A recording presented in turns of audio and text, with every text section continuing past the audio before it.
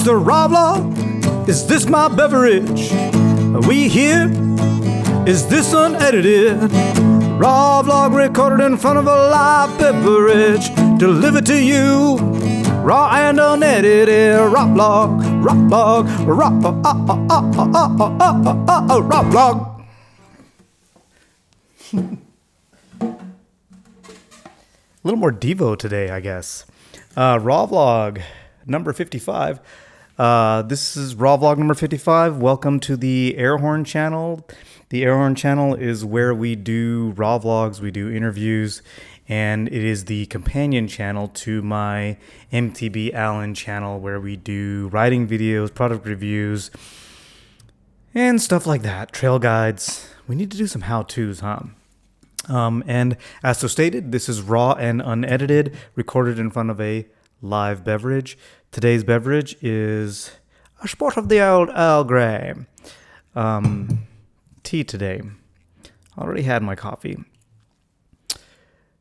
What are we talking about today? I think we're going to be talking about suspension on the bike, suspension of disbelief, all kinds of stuff. Yeah. Sorry. Got to pull the tea bag out. Today's news is... What news do we have? I know last time I talked about getting coaching and all that kind of stuff, and then the episode ended up being totally different.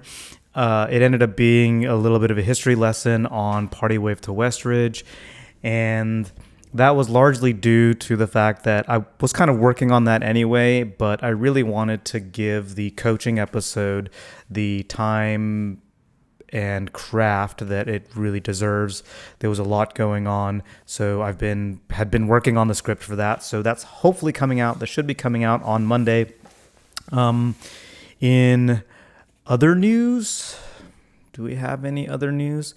Yeah, I don't know.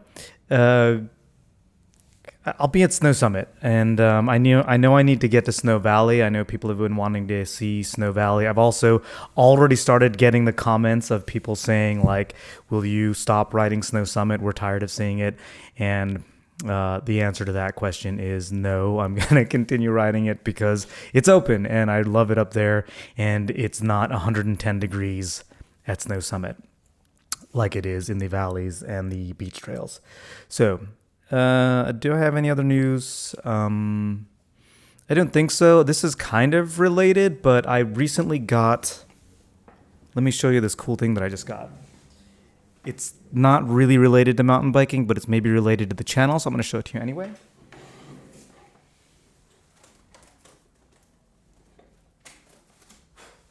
I just got... Try not to drop this because it's expensive. I just got one of these. This is the I just got one of these. This is the MPC One from Akai. It is I think MPC stands for Music Production Center, something.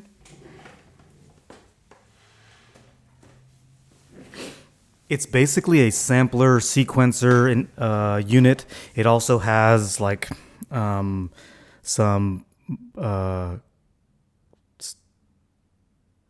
synthesizer kind of stuff inside it, and I can actually use it to maybe start making my own soundtracks to my videos. I'm not promising that, but I have started to learn to use it, and I think it'd be cool if I could make this happen. I mean, it's that much more time I would need to spend making stuff for the channel, which I love the channel, the MTB ALAN channel, and anyway, working on maybe making music for my own videos. Yeah. So there's no other news other than that, unless I can come up with something. So let's get into our race run segment. The quick preamble to this is a segment about race and ethnicity, and I like to say that while race runs is a clever name, the concept of race is kind of racist in and of itself because it implies that people of different ethnicities are that much different from each other, and race can be used to rank people. Today, I just kind of want to talk about real quick the idea that I often get when I'm in discussions online about race, about being, people will come at me and they'll say, hey, I just like to be good to everybody, and I feel like that's a good way to make the world better. And I do think it's a way to make your local interactions better, to just be good with everybody.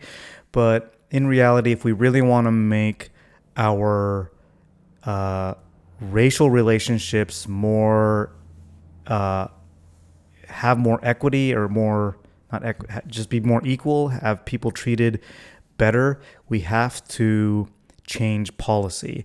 And we can't change policy in the United States just by being nice to each other. We have to be active about it.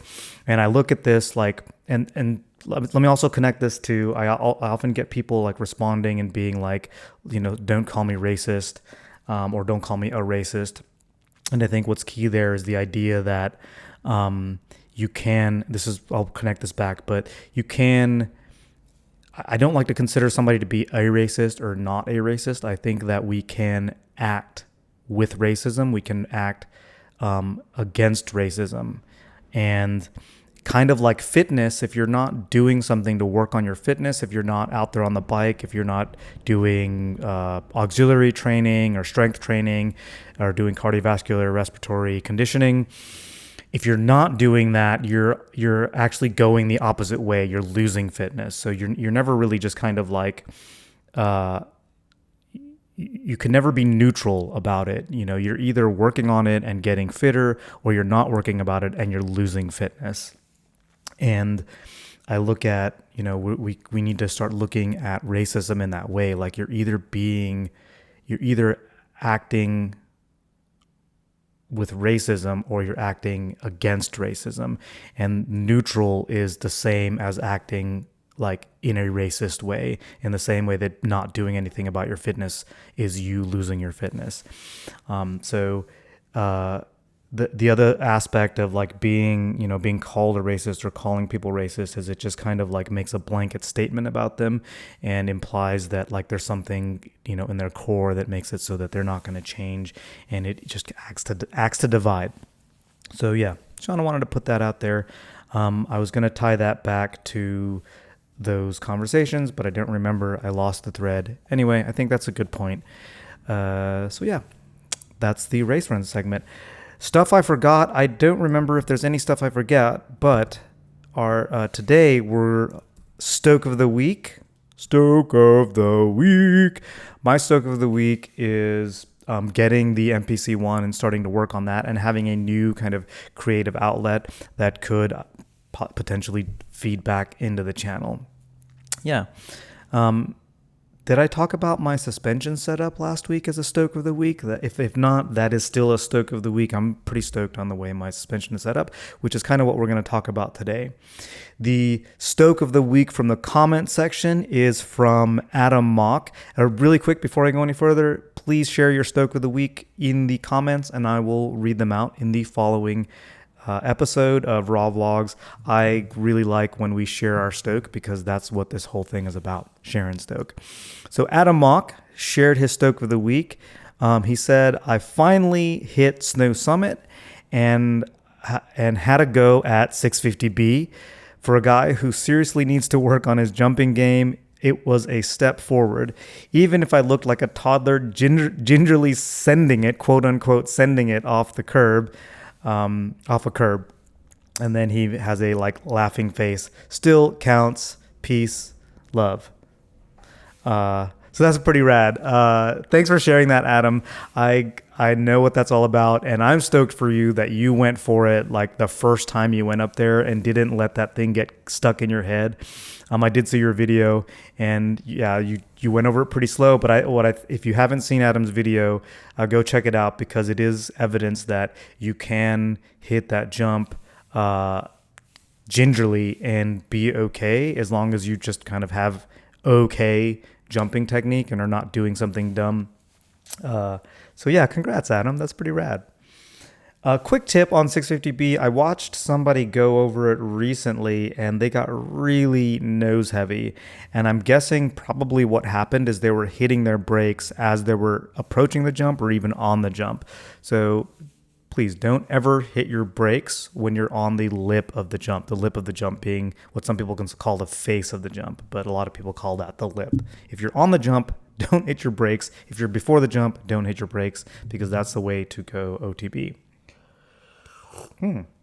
We turned like Stoke of the week into tip of the week.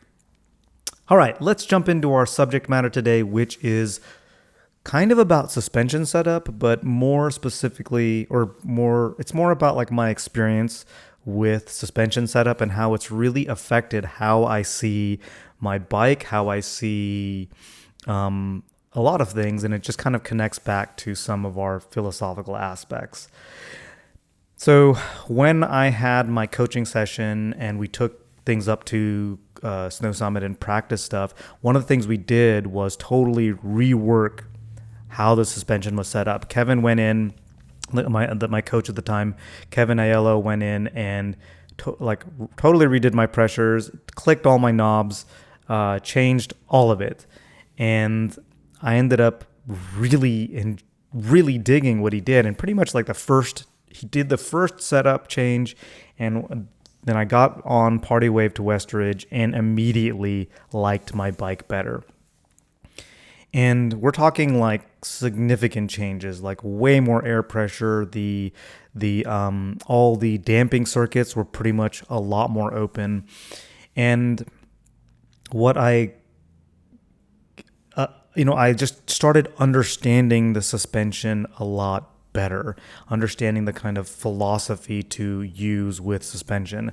I think a lot of us have a kind of fear-based approach to how we set up our suspension. We want it to. We're the main thing we're scared of, and I hear this all the time, is like, I don't want to get bucked. Like somebody will want to change. They'll think about be thinking about changing something on their suspension, and they'll be like, "Am I gonna get bucked?" I just realized you can see my laundry that I haven't folded yet. It's right there. That's my laundry. And anyway, but or other things, like, am I gonna is the fork gonna dive too much in steep sections? But it's funny that I allowed myself to take this kind of fear-based approach to setting up my suspension, and as a result, I was scared to put more air in the shock or the fork because I felt like it was going to make it more bouncy. I was also scared to open up my damping circuits because I was afraid that it was just going to throw me off the bike. And what I learned is that, the bike geometry, the linkage systems play a big part in how that suspension works. And, if you think about the pivots and everything, the shock is pretty small and has a small, compared to everything else, it's got a certain amount of shaft travel. But the big differences really come from how that multiplies itself over the travel of that rear wheel, which is largely affected by the pivot system, by the linkage system. So, I can add a bunch of air, I can reduce a bunch of air, I can open up the damping, close down the damping, but the overall kinematics, I don't know if that's the right word, the overall dynamics of that suspension is going to be dictated by the bike, by the frame. And then I can look at the shock as kind of tuning that leverage ratio is what they talk about, but just kind of tuning that suspension. It's not totally that, but I started looking at it more in that way because we made so many changes and it wasn't like my bike was suddenly unrideable. It was different and it felt really good and I'm really stoked on it. But yeah. And I think I was also using, I was using the damping circuits to control the suspension more than it probably needed to be controlled. I was just kind of afraid of opening things up and letting the suspension work. I think uh, if you have good suspension, which anything that's really relatively modern is going to be good suspension, it's designed to be working. It's designed to move through its travel. Those circuits are designed to be used. So if they're really locked down, they're not really doing much. They're just kind of like resisting all the time. So they're really I don't know too much about this other than the kind of underlying concept of these circuits are meant to open and close as needed. So the high-speed rebound, for instance, is only gonna the high-speed rebound damping, right, is only meant to be working when the suspension is moving at a high speed, compressing or the rebound while it's like extending out at a high speed. But if it's not open enough to do that, it's just kind of always closed down. So if you kind of open it up, then it's going to open up more often and all that kind of stuff. I really don't know what I'm talking about. Other than that, the way I'd set it up before, I was very much restricting things and making it so that the suspension wasn't really doing its job. It was doing kind of its job, but it wasn't like fully open. It wasn't like free to do what it needed to do. So, a couple of like philosophical things that came to me from this was, one, I had kind of thought of myself as this like set it and forget it person with suspension.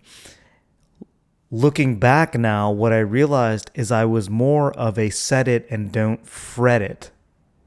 I know that's overly clever, but it's kind of dumb. But anyway, I didn't want to fret about my suspension. It wasn't that like I was like, oh, I got it and it's really good and then I'm going to keep it there. It was that I got it to a point where I felt okay about it and I didn't want to freak out or worry about it. So I didn't want to mess with it after that.